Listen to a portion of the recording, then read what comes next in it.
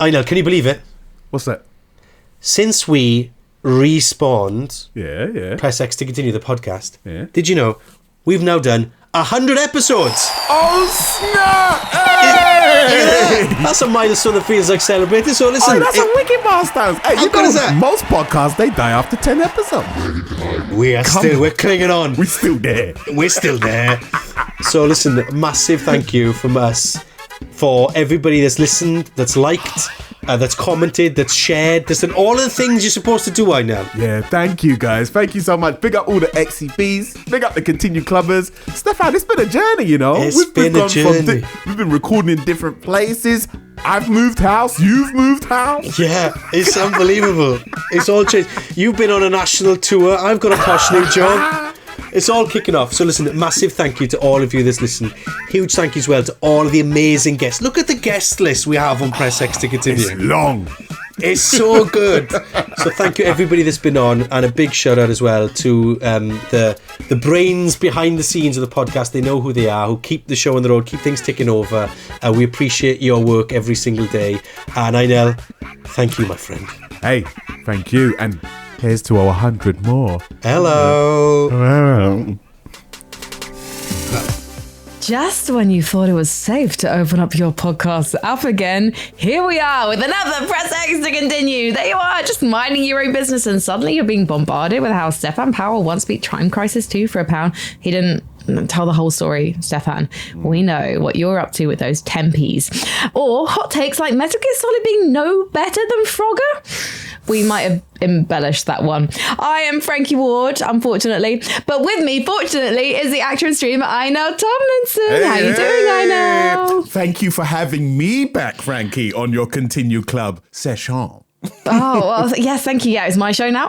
Stefan is not coming back. He will be back. Don't worry, everyone, but please do keep listening. It's our newest member of the Continue Club esports hosting gamer, Barney Banks. He's back. Hello, Barney. Thank you for having me back. I'm trying to redeem my pathetic trivia knowledge, let's call it, but excited to be back. Thank you for having me. Let's do this. Do you know what? I'd love to hear Barney do some esports commentary over like a Mario Party session. As Mario Party. I recently had a little gathering of mates at my house, and we did a Wii competition and Wii golf. Oh, we popped off on Wii golf. It was amazing. Wii golf, I love that. Yeah, so the gentleman used to go to the golfing course to walk around and sink some pints and do 11 holes or whatever it is that they do on these things. But you guys do it from the comfort of your own living room. Yes, we do. A console that came out in 2000? Should have filmed it. I'll stream it next time for you. Hashtag for the content. We are starting the show, as always, with our unsung hero games. These are games that didn't get the plaudits they deserved, so we're giving them a platform now to celebrate them. And kicking us off this week, we've got Inel in the spotlight. What do you want to spotlight, Inel? Now, listen. This game is number 3 in a franchise. However, it was seen as the bastard child of the 3. Now, the game is it Crazy Taxi 3? No, can you imagine? Now, this game is absolutely epic, but it didn't get the recognition it deserved when it came out. It took 8 years to make. Controversially, there was a lot of developer issues and publisher issues with what was going on, but the engine that it was based on spawned off so many of the biggest video games we've ever seen. That game is Max Payne 3. Max Payne 3. A lot of people, unsung, absolutely incredible game. Let me tell you, the first game that you played, no loading screens from the get-go. As soon as you start, no loading screens unless you die, like in Guild of War stuff. And you can play the entire game through all the way. You don't see a loading screen. Every loading screen is disguised with different cutscenes and elements and stuff like that. There's no loading. There's always narration going on. There's always something to look at going on. The story is always progressing and moving forward. Boom. The first 10 minutes of the game, you don't even play. It's just 10-minute cutscene. As soon as you turn it on, 10-minute cutscene, setting up the game, setting up the lore, letting you know where we are. So, in other words, without Max Payne 3, we'd have no Death Stranding. We wouldn't. Sorry. And you're so excited, I know, about this. This game engine was the basis for GTA 5 and Red Dead Redemption 2. It's the same engine that they use, but it was Max Payne that built it. When you think about, how good is that combat in those games? Yeah, it's great. It was because of Max Payne. But why? So the third game specifically, because it didn't get as much love as the first two, because of the loading initiatives and the game engine. Didn't get a lot of critical love at all. A lot of the fans didn't like it because Max Payne was like seen as a gritty New York noir kind of dark, like graphic novel kind of game. Whereas Max Payne 3 was not the opposite of that, but it was set in like in Brazil. Some of the missions were set in Brazil. It was quite sunny. It was like bright. I think most of the missions took place during the day. And in terms of like that graphic novel, in terms of the comic strips that they used in the first two games, got rid of that for like a cinematic kind of artsy kind of stylistic way of presenting the story. And so a lot of people hated that. Like, what? They've changed everything that Remedy did. No, don't like it. Hate it. And the critics, they didn't like it as well. How they fickle are we as gamers? Sorry, I'm like, how fickle are we? It's like, it's sunny. No, I'm not buying it. No. Like, really? Like, we're so spoiled. Good my times. goodness. Sorry for jumping across It's New York noir, darlings. It's New York Coca Can't even Cabana. say it right. So, but what else did you enjoy about it? So you liked being able to walk around in the day as Max Payne.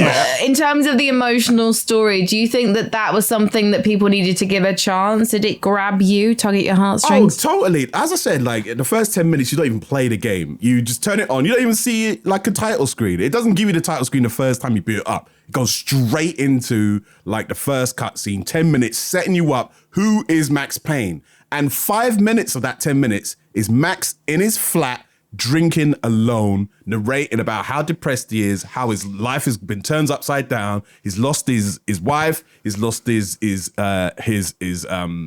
baby. Like he's been chased around the criminal underworld. He's lost his job, and he's basically just an alcoholic, just like drinking himself stupid. And like, that's the first 5 minutes. You're just watching this guy just drink himself crazy in his flat, and that's setting up the game. And then it's like, right, now we get put into a mission. Like, now he's been pulled out of retirement. One of his past friends has hooked him up with a new bodyguard job in Brazil. All right, okay, he flies out there, and then all of a sudden something goes wrong. And the people that he's supposed to be protecting have been kidnapped when he was supposed to be on job, and he's drunk. Oh, let's go. I think just from that glorious recap, most people stop watching after 5 minutes. Because they came with some video game escapism and they were confronted with a mirror for their own lives. The emotional investment was I was in with you just then, I know. I was there. Man. Thanks, you painted a picture. Controller in one hand, like Stella in the other. They just looked down and went, I think that this is an intervention. Well, that's why they were playing Max Payne, because it was like bullet time. So just press R2 or whatever, drink, get back to it. But it was an intervention for these players. I will always remember from that game is whenever you're in a shooting scenario, the last enemy in that scenario that you kill, it will always be a slow motion kill. So like wherever you shoot the bullet will slow down. You see the bullet go and then hit them wherever you shot them. And what the game does, you can just keep pressing the trigger and it will empty the clip. And even though the camera's not on you and you can't see where you're aiming, every single bullet will hit. And so just to make you feel badass. And so you'll be just every single time you can do that. Because the game just says, yeah, just go at it, empty the clip. That felt quite Brazilian carnival then. Less Platoon, more Samba. You know what? Because Stefan's not here, I can actually read a fact from producer David. Because apparently James Bond Nightfire didn't have any loading screens either. And normally we're not allowed to talk about that game because Stefan wouldn't let us. But he's not here right now. He's sick. And whose fault is that? As I said on the last episode, his children's. When Steph's not here, David, you're not banned about talking about that game. However, I've not played it, so we're not going to talk about it anymore. I've rebanned it. Done. Rebanned. Would you play this game, Barney, if you were given the opportunity? Max Payne 3? Did you play it the first time around? The picture has been painted. I am fully invested. But no, I didn't actually play any of the Max Payne games. But I do love a cinematic game. I like it when they kind of sprinkle in something like that when, you know, a cinematic ending to a shot. I think there was it Ghost Recon that did something similar with, like, if you did a headshot sniper, it slow motioned it and it showed the bullet going through the head and stuff like that. I like stuff like that. Imagine I like all that input. Constantly.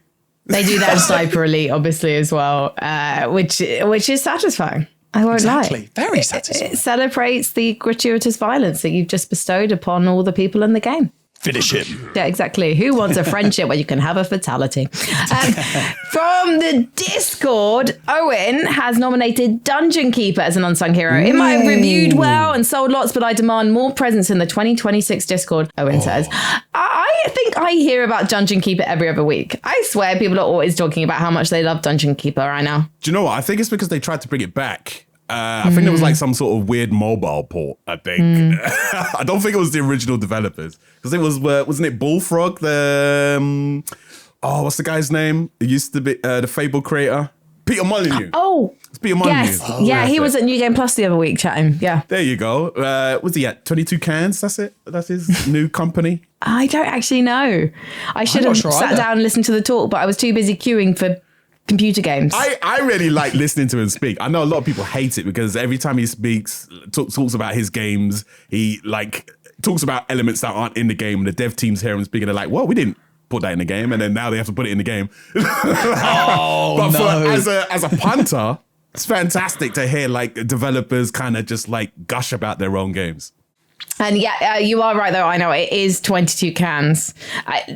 Obviously, Peter's doing market research. He just sees how people interact with the ideas he's throwing out there, and then he puts them into the game. It's actually genius. And I want to test your genius now because it's time for some trivia. Yeah.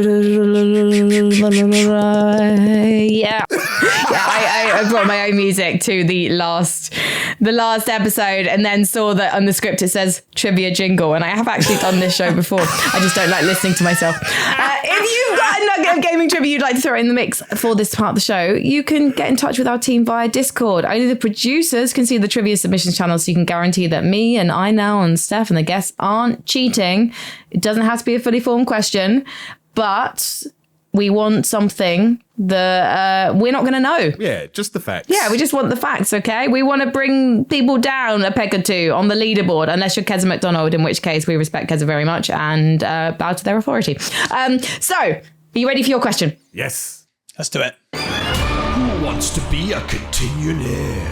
Why was the game Legend of Zelda Twilight Princess flipped horizontally when it was ported from GameCube to the Wii? Oh, I think I do know this. Oh, is it? I think it was something to do with Link being left-handed in the game, but most people hold the Wii remote with the right hand. So they were like, oh, we're going to have to switch it because most people play on that side, so they just mirrored the entire thing. It's like, yeah, mirror it. That's easy. It's like when it's flipped horizontally, I just realised it doesn't mean upside down. It means mirrored, right? No, it just means left and right. It means mirrored. Yeah, exactly. Yeah, mirrored. Yeah, because I was like, hang on a second, they played it in portrait mode.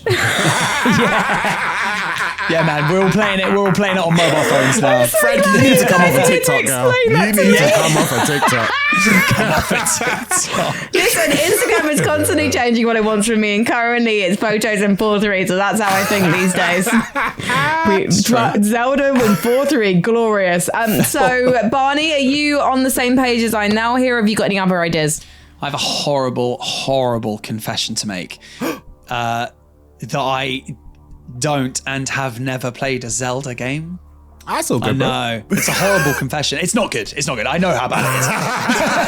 But you had an N64. I did. And Just I didn't get Zelda. I just didn't get Zelda. What were you playing on an I was N64? too busy playing the WWF games. Oh, yeah, to be fair, World they Cup were good. 98, GoldenEye, GoldenEye, Wave yeah. Race. Oh, funnily enough. yeah. I know, yeah. Never And apologize if you were playing Wave Race. Zelda just never was. I don't know. I don't think my friends played it either. I haven't heard any can't believe it. Banjo-Kazooie in there, Barney. I know. I actually didn't. Diddy Kong Racing took up too much of my time. It's got too much of my time. so it's all good. Banjos, it's true. So this is the thing. I am going to do what Inel did with me in the last episode, and I'm going to just go with what Bring Inel ourselves says. both down. So Inel, You know let's commit together. The last time I was this horrified was when I was doing this in-store thing at Intel, and some 20-year-old told me that Phantom Menace was a really important film for him. I actually said to him, did you have a deprived childhood and do you need to talk about it? Oh, wow. Maybe And they Have like you Jar Jar even Binks. seen 4, 5, 6? They like Jar Jar. I do feel like, Barney, you did have some great games on N64, but you didn't one play of those Ocarina things. of Time, and that's so strange to me. I bought Tears of the Kingdom as well, and then I didn't play it. I don't Because know you're why. a father and you don't have time for that. Exactly. I'll allow it. Yeah, Thank no, I'll you. allow it's it. cool. I'll It's allow cool. it. Don't apologize. you. Don't apologize. Yeah. But I totally understand the importance of the game and why it wins. You know, it did one game of the year, Tears of Kingdom, didn't it, or something? Breath of the Wild did. Breath of the Wild. Sorry, yeah. So okay. it's He's just digging a hole now. That was somewhere out there. A fairy has lost its wings or Get me out. something. The fairy friend Nick. What was he called? It wasn't called Nick's. That's Star Wars again. So anyway, you got a fairy friend in Ocarina of Time or something. Navi. Anyway, Navi's dead now. So let's talk about what your Spoilers. answer is going to be, Barney. yeah. My answer is going to be because Link's left-handed. There you go. Okay, fine. There you go. I'm just going to agree with you guys. Is this sword in the left hand? Then I'm guessing. I know. I think Shield it's in the because of how he held the sword that they flipped it. Yeah. Okay. Well, we'll find out later on the show if we were all right, or specifically if Inel was right and me and Barney were right to copy him. Don't forget, though, right now, Barney, you are 16th on the leaderboard, along with hundreds of other people. I'm 12th, and Inel is at horrific 6th place. He went down after last week's episode, getting the answer wrong. It is what it is. So, yeah. Oh, and apparently, on the last recording, Stefan was wrongly credited with being 3rd. He's actually 2nd on the leaderboard. What? Brutal. Yeah. Yeah. Oh, no. He's got 6 points. But It's guess not what? right. Crouching is in Breath of the Wild. So half a It point. is. I'll take half a point It for that. is. I don't think that's how it works, but that's okay. Damn it. I hate No to break that prizes to for you. second place. Listen, guys, we've got a topic to discuss from the Discord, okay? Because Sean okay. has been in touch and has said the recent discussion about games to play on trains brought up the Switch as an example. But it's not ideal if you have to stand and hold onto a rail on a busy train. Are there any games that you can play one-handed on mobile? Any suggestions there, Barney? You're a mobile. In fact, no, hang on a second. I should come to you first, Barney, because you're a mobile gaming expert. So what are your recommendations? If you were leaning into the Supercell side of things, I think you can play Clash Royale one-handed. Fair play. Because it's a card And- game, right? Yeah, exactly. So, and you hold it upright. Clash of Clans slightly harder because you play it horizontally, so that's harder. Brawl Stars definitely not. So I'd say Clash Royale. My only gripe is that I know that we have sophisticated internet connection now, but you're required to be on the internet because it's online play. My go-to for mobile games, actually, funnily enough, is just another variation of that legendary game that King created, Candy Crush. But I play the Family Guy one, and it's called Another Freaking Mobile Game. And it is great. I'm currently on level 1,459. And it's made by Jam City. And it's a pretty good game. It's Candy Crush, but Family Guy with a Family Guy twist. So if you play as Quagmire, you got to line up the condoms.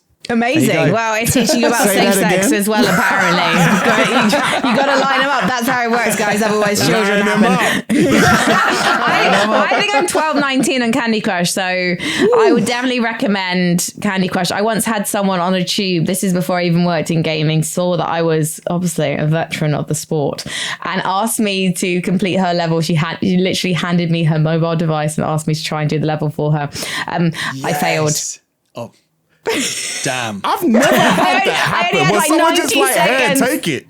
Yeah, right. It was like some kind of sketch. It was like the music was playing, the roar of the central line as we headed into White City, heralding me to greatness. And then I failed and had to get off the train and go work at the BBC. So that was good days, good times. Inel, have you got any recommendations that come to mind? Yeah, outside of Candy Crush, because I'm a big fan. I've mentioned it on the podcast before. Konami's Pixel Puzzle Collection, which is basically Picross that you can play like one-handed, but all the pictures that you make are all like pixel art from Konami games from like the early NES days all the way to the future. So it like that's what I'll play, and it's free to play as well. Outside of that, all the other mobile games I can think of, they're all like play landscape. And so it's like, yeah, you need to hold on to something. Can't play. Yeah. I always just recommend looking at things like Netflix, not just for videos that you could watch on a busy train, but Netflix games. They often have a lot of games on there. Like I think the Queen's Gambit chess game people absolutely love. Oh, so Monument it's definitely Valley worth as those. well. They're Monument on there. Valley, yes. Yeah. There you go. So Subway Surfer. have a look. Oh, yeah, Left, yeah. right. I remember that. Perfect. You know what? I want Super Meat Boy Forever. I'm pretty sure you could probably try. I've never played it on a mobile, but it is literally button pressing just A and a direction. So actually, you probably would need Is two it hands like for what, that Super one. Mario Run? Is it like that? Where you I think so. I've never played Super Mario Run, but it is an auto runner, Super Meat Boy. yeah. So the second one, Super Meat Boy Forever, and it got criticised actually for basically playing like a mobile game, but I genuinely really enjoy the game and it's incredibly difficult. So as long as you're not someone who's prone to swearing in public, it might be one to try out. Now we've got another question from Johnny VR. I love Assassin's Creed and Black Flag was amazing. I feel like we never give accents to the people in the Discord. And this is where it'll be useful for Inel to do this. No, you do. Johnny VR. I sounds love like. Assassin's Creed and Black Flag was amazing. But after watching the worldwide reveal of Resynced, I can't help but feel it falls under the unnecessarily remaster umbrella. I would have thought that people were more excited for the mainline game. Heze? Success or flop? Is there an audience for this remake? Or is it not going to sell well? I don't know why I went over to Cardiff at the end, I know. All the listeners? Next one's got to be Scottish. Yeah, Okay, all of them, I can't do please. Scottish. I wish I could. I couldn't even do that, I know. I enjoyed Yes. it. I don't know what you said. I'm gonna have to read back what the question was. I wasn't listening to anything you were saying. Is but Black Flag, the remaster, going to sell well? I know. That's what I think Johnny it wants to will. know. I think all Assassin's Creed games sell well in the grand scheme of things. Always in the millions, and so like in terms of selling well, yes. Whether it's needed, it's only been about 10 years since Black Flag, something like that. 11, 12 years. It's not been that long, and I think because it's not the full package. It doesn't have all like the DLC campaigns and stuff as well. It's slightly a bit. Otherwise, if it was like the deluxe remaster, all the DLC, revamped visuals, everything, I'd be like, yeah, I'm in. The fact is, it's kind of like a remake-ish, where it's got some of the stuff in there. They've expanded on some stuff, but they've taken a lot of things out. And so I'm like, whether I want to go back or not, I don't know.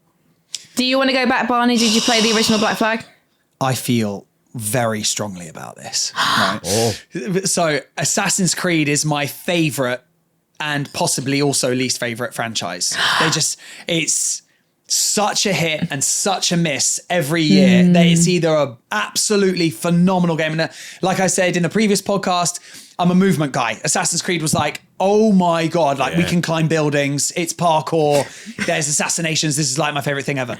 So this is honestly my favorite franchise. Black Flag, I think, was possibly the best game that they made. So if there was any to remaster that one. So that's the only kind of bit that I'm happy about. I find remastering games lazy.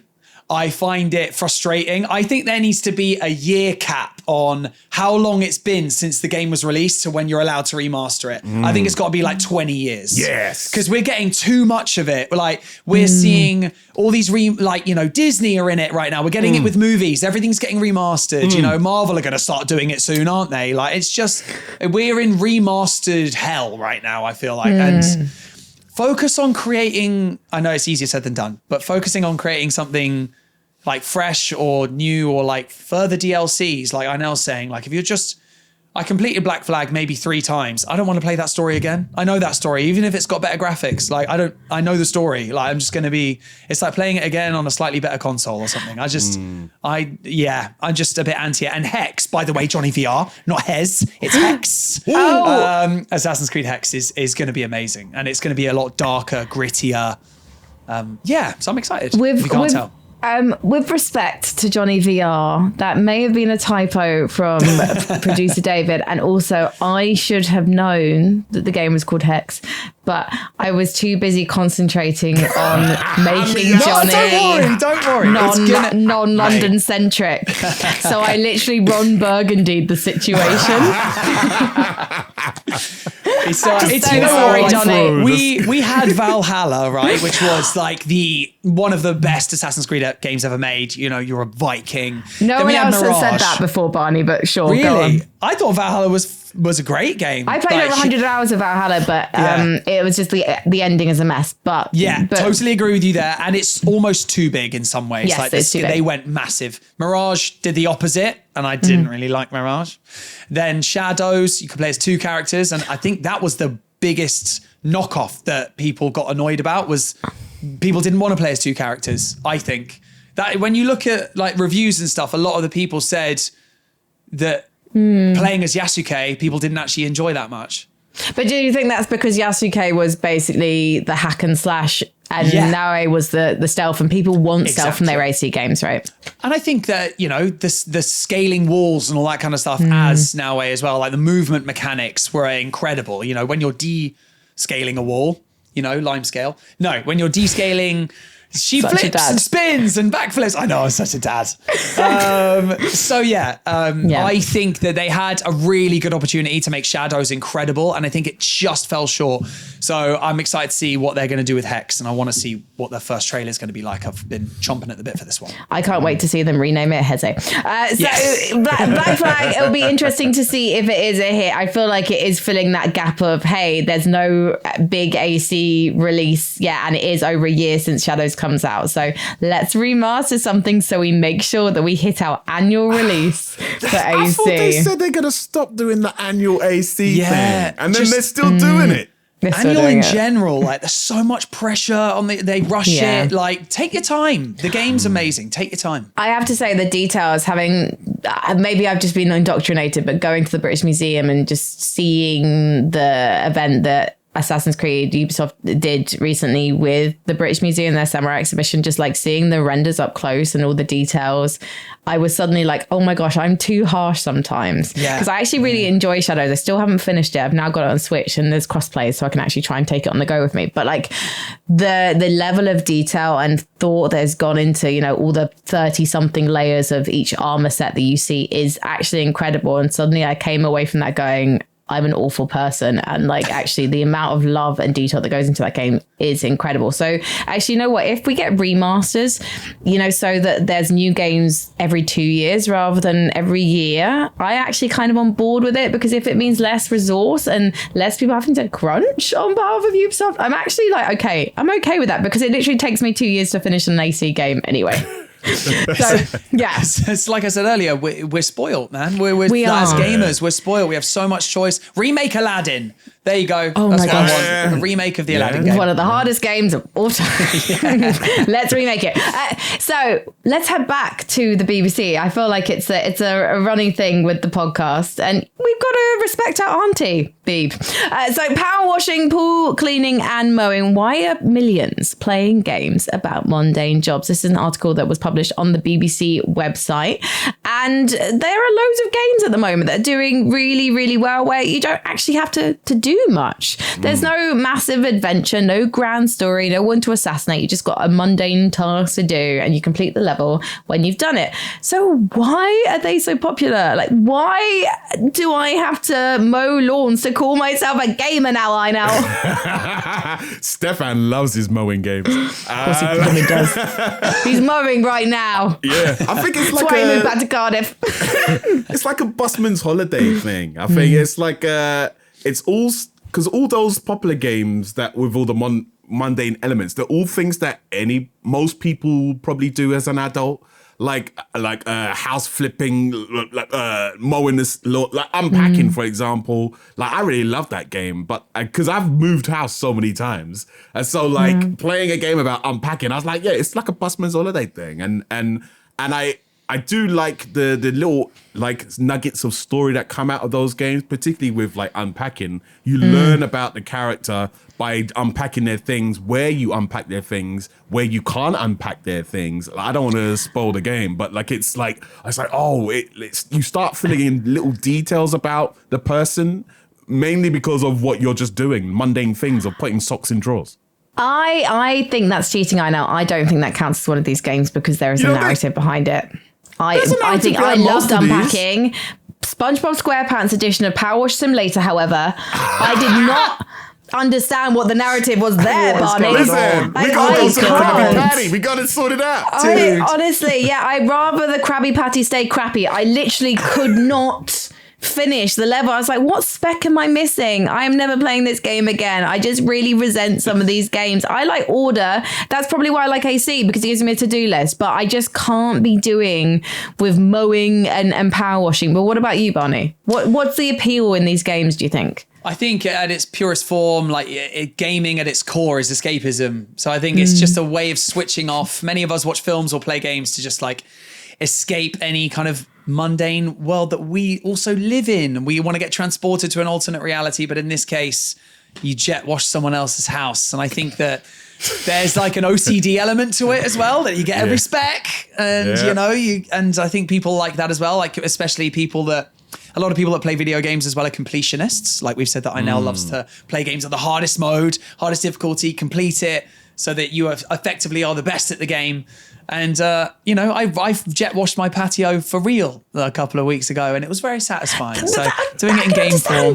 Yeah. Yeah, but you know what? In game form, I don't know. People just don't want to get their hands dirty. You know what, Frankie? I reckon once we get proper AR glasses, because I know there are AR glasses now. When we get proper ones that say, right, here's your objective, how to clean a house, and then you get little ticks when you start cleaning a house. Yeah, I think more people chores would love doing their chores, mainly just for doing that. Yeah, get the gamification of it is what people love. You gamify it and you get rewards to like unlock stuff while you go. But like when you're doing it in your house and you're trying to like get the skirting board, ain't nobody saying thank you.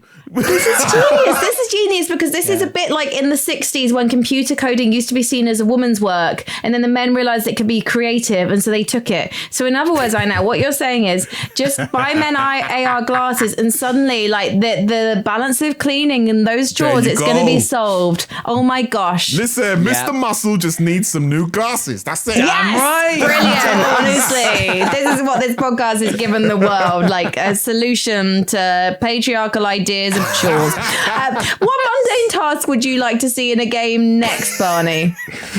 Mate, if I throw it back to our previous episode, like, does Crazy Taxi fall into this? Like, you're driving around and you're a taxi driver. Is this a mundane task as well? Is this but that already exists, though. This already exists. I know. One that I would see, I reckon there are people out there that would want to cut fingernails and cut toenails.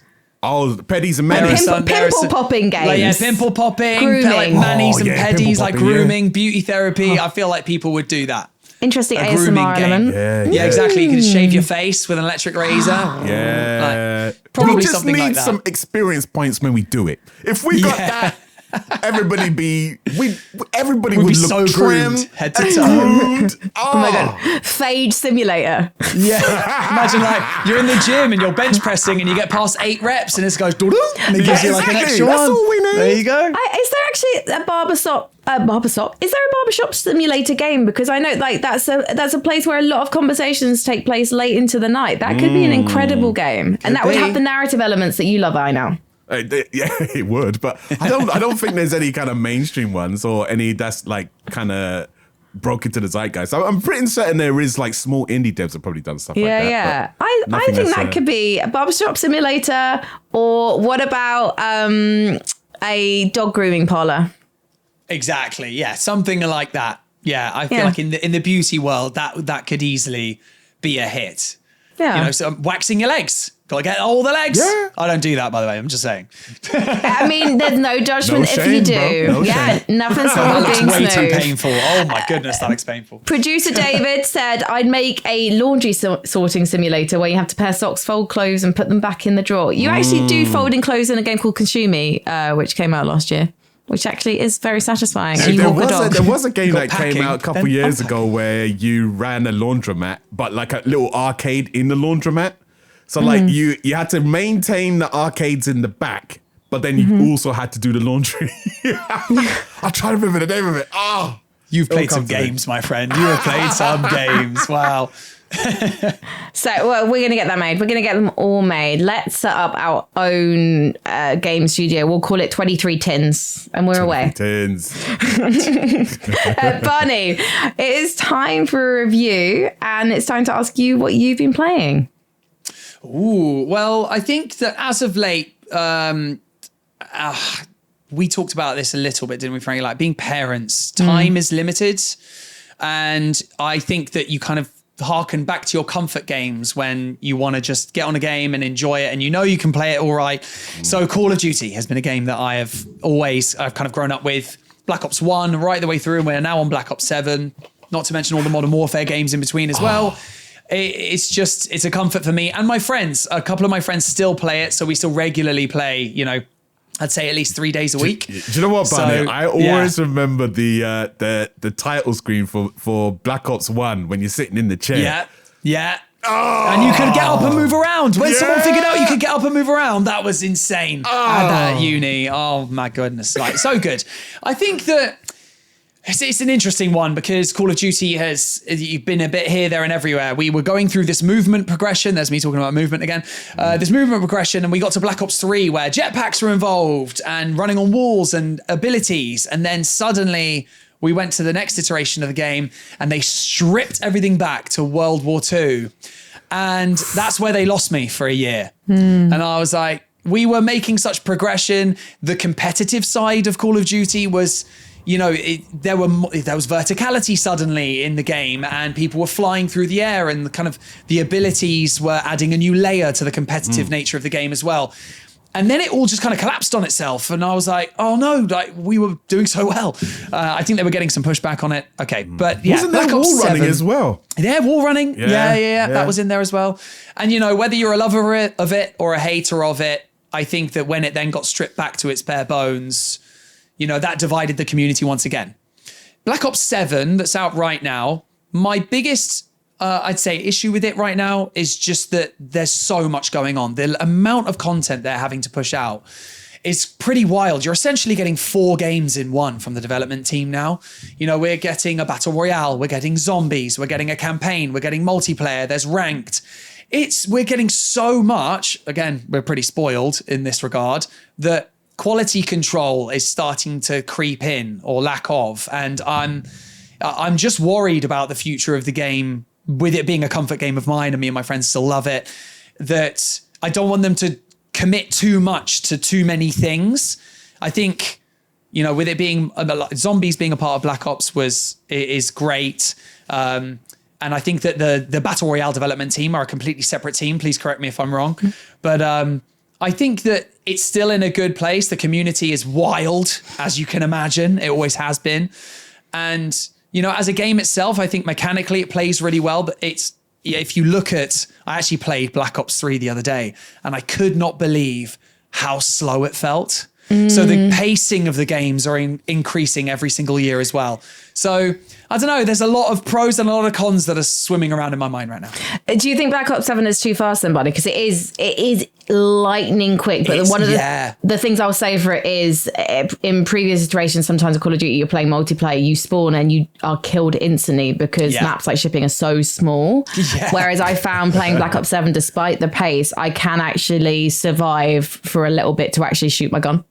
Yeah, I think that the pacing is, I guess that the pacing is increasing every time because people are just getting better. People are getting better at the game. And so they need ways to kind of create a skill gap. And I think that, you hop online on ranked and, 12-year-olds are just absolutely decimating everyone. Not that they should be playing the game because it's PEGI rated. But, I think that the game needs to improve. Every iteration of the game needs to improve in some way, shape or form, whether it's making the gun skill level higher or whether it's making the movement faster or making a more dynamic range of movement like sliding, diving, jumping. Wall bouncing is now something that we've got. We can jump off walls.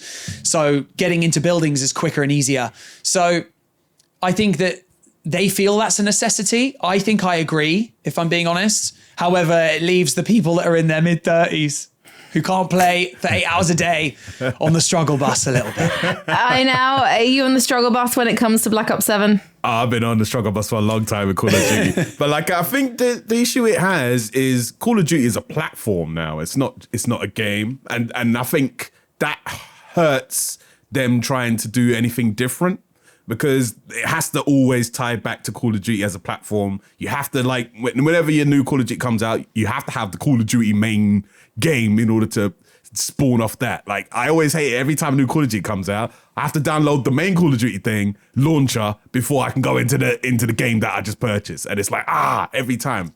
And I think it's the same issue that Battlefield is starting to have, where they have so many different unique modes where people just love playing that one thing, but they all have to have to join up and complement each other.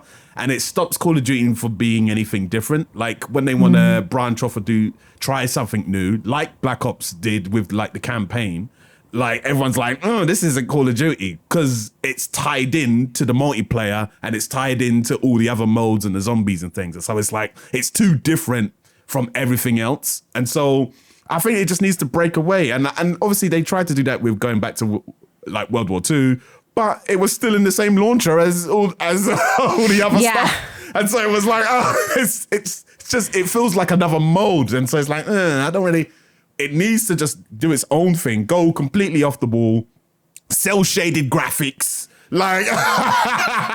completely change up the formula and for it to kind of see some success elsewhere. And then I think it just needs to deviate. But they're never going to do that because they make too much money for it being all one cohesive platform. I would really like it to load up properly when I open it on PC because sometimes the game will not actually work. I think there's so many patches it just breaks the game and you have to uninstall it and reinstall it a couple of times sometimes for it to work.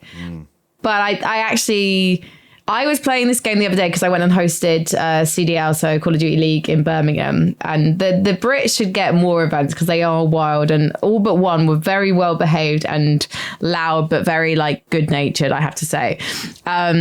But trying to play the game was much fun once I got in, much more fun than I was expecting. And I was really feeling myself in the lobby. I was just oh my God, I'm amazing.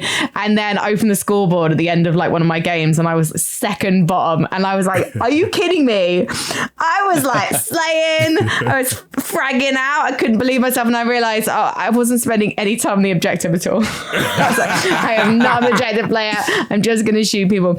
So I think I might need a little bit more time with this game. But the Metacritic score was 65, which actually I feel is quite low for a game that when it does plays really nicely. Barney, would you agree with that score? No, I think it deserves to be a bit higher. I mean, you've got to remember that this game is serving fan bases that are dissected in every which way. Like you've just said, you've got the competitive side, you've got the, the standard multiplayer side, you've got the Warzone guys, the zombie guys, and I think that they're doing a really good job with all of those pockets. It just feels like it's so much to deal with. I can't imagine how big their development team are. Yeah. I don't even want to know. It's thousands, easily thousands. But I just want them to do something different with it. I think that's what it is. Because they can afford to do something different. Because like the last like first person like team based shooter that I felt was generally felt new was the finals. I've spoken about it before, and like every time I play the finals, it feels unique. Every match feels different because like any building can come down in any wall, any ceiling, and like it makes the tactics much more playful because you don't know who you're up against. If you're up against like a whole room of like heavy people, they could destroy every wall and ceiling, so you can't hide. And so like it's stuff like that makes it like the games feel unique and like different every time. Whereas I've always felt with Call of Duty, like once people establish like the meta, if you're not playing the type of meta, then you're getting destroyed. it's game over. You can't win. So would you recommend it, Barney? Buy now, wait till it's on sale, play on Xbox Game Pass, don't bother. What would you suggest?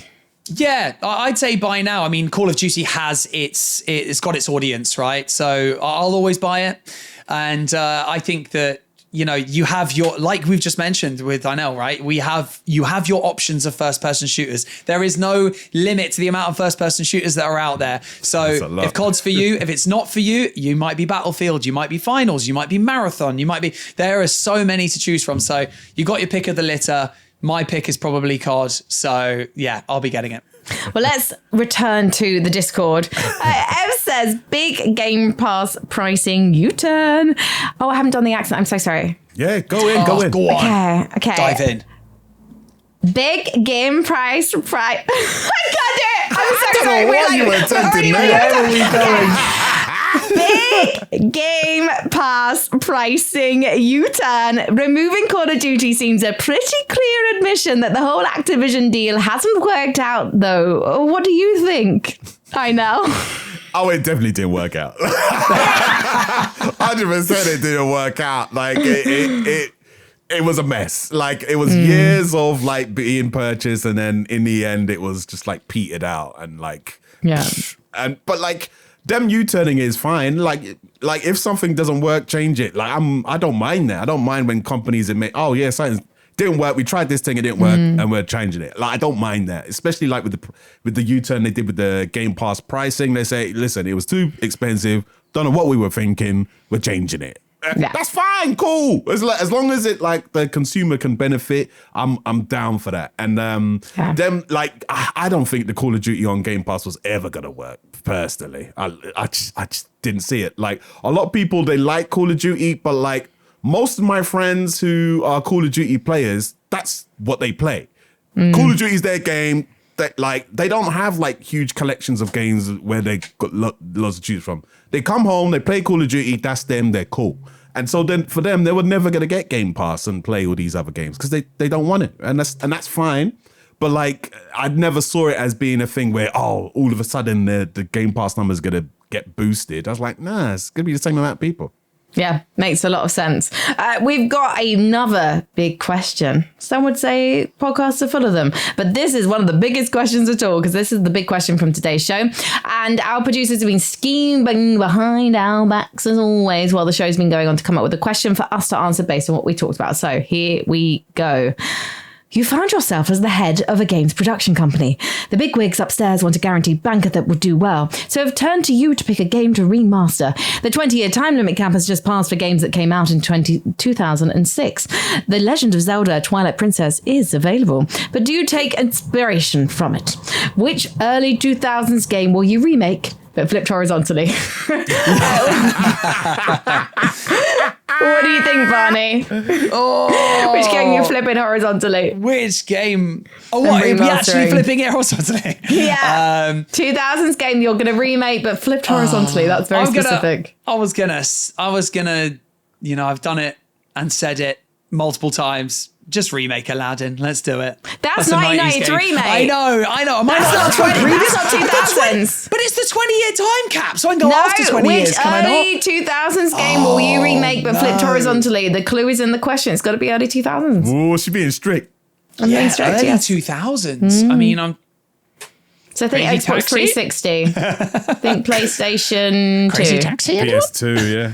Yeah, Yeah, Crazy early Taxi. PS2. I think that would Yeah. technically count, early 2000s, even though it would have come out, 99 on the Yeah, Dreamcast. it was We'll 99 allow on it. Dreamcast, yeah. I mean, I can't think of any early 2000s games that I like it though, what flipped was I horizontally, you'd be driving on a different side of the road. So actually, Barney, I think that's a good answer. I'm satisfied. I'll move on to why now. I was thinking, I was also thinking race. I was thinking Burnout, Takedown, Burnout 3. Like, because I know the levels so well, but like flip them, make them all mirrored and stuff, that'd be nice. Or failing that, something like a Virtual Cop or House of the Dead. Well, those arcade games where you know where the enemies are going to come from. Flip it up a bit, flip the script. Now the zombies that side. I actually played a brief bit of House of the Dead and Time Crisis 2. Sorry, Steff, if you're listening. Yesterday at Four Quarters Arcade at Under Bridge, and I was just briefly, I didn't have much time. I was pizza in one hand, light gun in the other, play House of the Dead. I was like, oh my God, I'm amazing at this. Reload, come back on screen, like new wave of enemies come in. I aim, I shoot, I literally get a one shot to the head and it's a civilian instant continue screen. So you were showing off too much. I was like like taking bites as well. Mate, there's photographic evidence of this. I think those are both good shouts. Tetris doesn't count. I actually don't know from, you know what? Dance Dance Revolution. one of the best games of all time that came out in 2000 is SSX. There you go. But then Just flipping it reverse. won't do anything. Yeah, it won't do anything. I don't think. It's the same pretty much with all our games, except driving on a different side of the road, enemies coming from the other side of the screen. But I'm impressed. I like those. Discord, let us know what you think as well. What do you think of these games and what would you suggest? Because right now we've got to go on to our trivia answer. It's time to reveal the answer to this week's tricky question, and we've just been discussing it. Why was the game Legend of Zelda Twilight Princess flipped horizontally when it was ported from the GameCube to the Wii? And I now was saying... Yeah, I think it's because the Wii remotes and people, how they hold them, so they switched it round so Link was holding it in the other hand. Yeah, so because in the GameCube, Link was left-handed. You're right. Developers thought it was counterintuitive to have players waving the Wii remote in their right hand for a character that would wield a sword in their left hand. So the easiest way to fix it was to flip the screen horizontally to make Link right-handed instead, which is annoying because, like, I'm left-handed, okay? I really enjoyed having that representation, okay? It was a lonely childhood being left-handed. The representation. To be fair, though, writing a game guide for that would have been horrible. Like, if you're trying to write a game guide and then you take the left turn. No, wait, you take the right turn. Yeah, exactly. It's just a hand to the right. So thank you, Inel, because you were right and we piggybacked on you. That's like the good. Papa Bear that you are. on the We've board. all got up the Medium leaderboard. bear. Let's go. Points on the Yes! board. We're not 16th. Thank you, Medium Bear. So Barney, you've gone up to 11th. I am up to 8th, and you have got back into the top 5. Congratulations, you're now 4th. That's what I'm talking about. Now I need to get into the top 3. That's what I'm going for now. I'm going for top 3 You're going to now. take Stefan down if it's the last thing you do. Mm-hmm.